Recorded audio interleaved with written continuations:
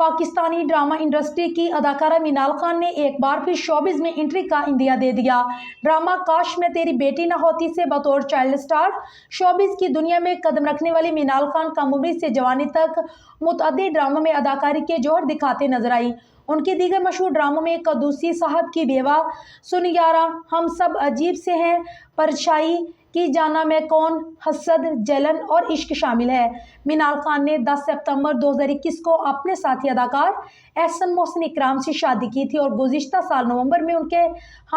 बेटे मोहम्मद हसन इकराम की पैदाइश हुई। मीनाल खान अब अदाकारी की दुनिया से तो दूर है, लेकिन अब वो डिजिटलाइज क्रिएटर और एंटरप्रेन्योर भी बन चुके हैं, लेकिन मदाह आज भी उन्हें ड्रामों में अदाकारी के जौहर बखेरता देखना चाहते हैं। हाल ही में मीनाल खान ने ज़ारा नूर अब्बास के प्रोग्राम में शिरकत की, जहां उन्होंने बेटी की पैदाइश से लेकर शोबिज़ में वापसी तक के अपने तमाम मंसूबे बता दिए। शोबिज़ में वापसी के बारे में बात करते हुए मीनाल खान का कहना था कि मैं भी खुद से ये सवाल करती हूँ कि क्या मैं टीवी पर वापसी करूँगी, और हमेशा खुद को हाँ कहती हूँ, क्योंकि मुझे वाकई उसे हकीकत में बदलना चाहती हूँ, वरना मैं वापस नहीं आ सकूँगी। अदाकारा का कहना था कि हालांकि मुझे अदाकारी की कमी महसूस होती है और मैं ज़रूर वापसी करूंगी, लेकिन फ़िलहाल मेरे बेटे को मेरी सबसे ज़्यादा ज़रूरत है। इसी इंटरव्यू में मीनाल खान ने मुस्तकबिल में पसंदीदा किरदार के बारे में बात करते हुए बताया है कि मैं मोहब्बत की कहानी पर काम करना चाहूँगी, क्योंकि माजी में मैंने ड्रामा जलन में एक मनफी किरदार अदा किया था, इसलिए शायद मैं उसे दोबारा नहीं करना चाहती। याद रहे कि इस मौके पर मीनाल खान का कहना था कि मुझे